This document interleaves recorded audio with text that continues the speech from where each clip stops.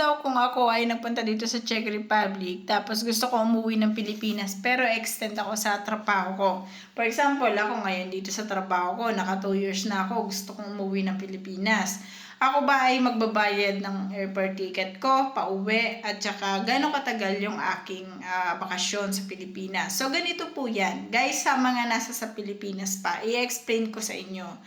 Kapag po kayo ay nandyan pa, kasi wala naman kayong masyadong alam pa dito sa nangyayari sa amin, ang mga company po dito ay iba-iba. Iba-iba po sila ng mga benepisyo. Iba-iba sila ng mga patakaran, in short. Now, kapag kayo ay nasa Pilipinas, nag-a-apply pa lang kayo papunta dito sa Czech Republic, bibigyan po kayo ng kontrata doon sa pinag-applyan nyo na agency. Meron kayong job contract doon. Nakalagay po doon lahat ng information, benefits, sahod nyo, possible sahod nyo na pwedeng kitain dito sa Czech Republic. Yan po yung nakalagay sa inyong job offer. Pakibasa po niyan guys, especially yung inyong contract. Kasi dyan po nakalagay kung kayo po ay free accommodation, kung kayo po ay merong libreng uwi ng Pilipinas kapag naka-extend na kayo ng 2 years. At dyan din po nakalagay kung gaano katagal kayo pwedeng magkaroon ng vacation leave sa Pilipinas. Kasi ganito yan. Kapag kasi kayo umuwi ng Pilipinas, mostly dito sa Czech Republic, is nasa 25 days ang vacation leave na pwede namin siyang magamit. Yung 25 days po na yun, is hindi lang po yun para sa inyong pag-uwi. Meron tayo dito tinatawag na August and December na bakasyon. May mga company kasi dito na August is 15 days na pahinga, and then pagdating ng December is meron ulit silang 15 days na pahinga, like doon sa company ko ngayon. Ibig sabihin kung meron akong 25 days na vacation leave is kakaltasin yun, yung dalawa na yun. So kung doon sa 15 days na pahinga ko na meron ako every August, is meron doon halimbawang 7 days yung aking may pasok, yung 7 days is wala akong pasok. Sabihin natin something ganon, 7 days may pasok, tapos yung 8 days ay wala akong pasok, and then sa December ganon ulit. Yung 7 days na ipasok, yung 8 days walang pasok. Kasi nga sabi ko sa inyo, total of 15 days. Ang August ko at tsaka ang December ko. Now, kung yung 7 days na yon may pasok ako, and then sa December ko is meron din akong 7 days na may pasok din ako, kakaltasin po yun doon sa akin 25 days na leave. Ibig sabihin, 7 plus 7 na magagamit ko na leave is 14. I-less natin doon sa 25 is meron pa po akong 11 days na pwede ko pa po siyang magamit. Now, ang ginagawa kasi namin doon sa aming company, kapag magbabakasyon kami ng Pilipinas, itinataon namin siya na under vacation. For example, August or December kami uuwi para at least yung 15 days doon na mako-cover namin is hindi na namin siya isipin. So, nagigets nyo ba? Mahirap kasi siya ipaliwanag kapag hindi natin siya in-elaborate ng maayos.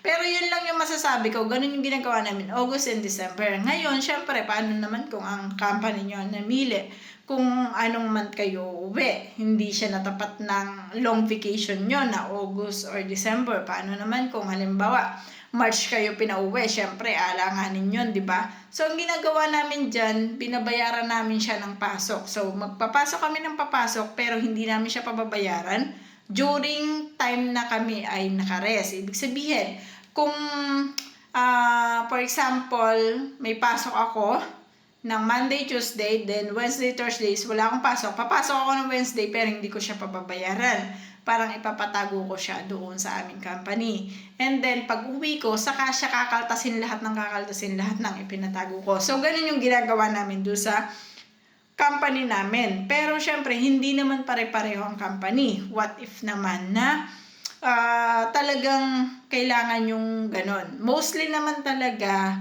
yung mga company na hindi pumapayag ng ganyan is August at December talaga kayo pauuwiin.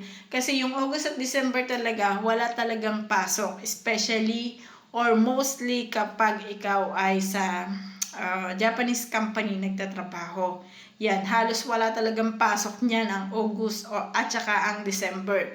Minsan yung mga sa warehouse, mga August may pasok yung mga yan. Pero pagpatak ng December, papagamit din nila sa iyo yung iyong 25 days na leave kapag hindi mo siya nabawasan. So yung 25 days na leave, pwede mo siyang gamitin pag nagkaroon ka ng sakit, pwede mo siyang magamit kapag halimbawa gusto mo magbakasyon sa Italy, na alanganing araw, hindi doon sa long vacation mo. So, yun po yung mga advantage na makikita nyo dito sa Czech Republic na maganda talaga siya kasi balance yung pamumuhay as ikaw ay worker, nakakapagtrabaho ka at the same time nakakapagliwaliw ka ng sarili mo. Maganda to, especially kapag meron kang pamilya na dadalhin mo rin siya dito sa Czech Republic kasi makikita mo talaga yung meron talaga kayong bond kasi meron talagang time na talagang may time ka para sa family mo. So, yun lang naman yung masasabi ko. Kung meron kayong mga questions tungkol sa mga benefits nyo, tingnan nyo po yung contract nyo. Kasi kahit sabihin ko sa inyo na ganito ang rules sa Czech Republic, kung wala siya dun sa contract nyo, hindi po yun yung masusunod. Ang masusunod po sa inyo ay ang contract nyo po, hindi po yung kung ano yung sasabihin ko. Kasi may mga company dito na walang free uwi. Walang free airport ticket. Kagaya po sa amin, sa company namin. Wala pong free airport ticket.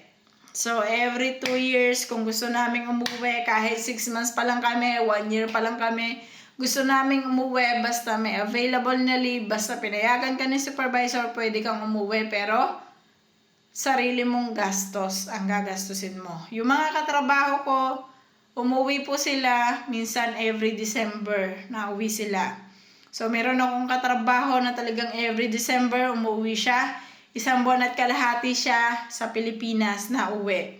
So, ang ginagawa nga niya is hindi siya gumagamit ng leave namin. And then, itinatapat niya ng December para long vacation.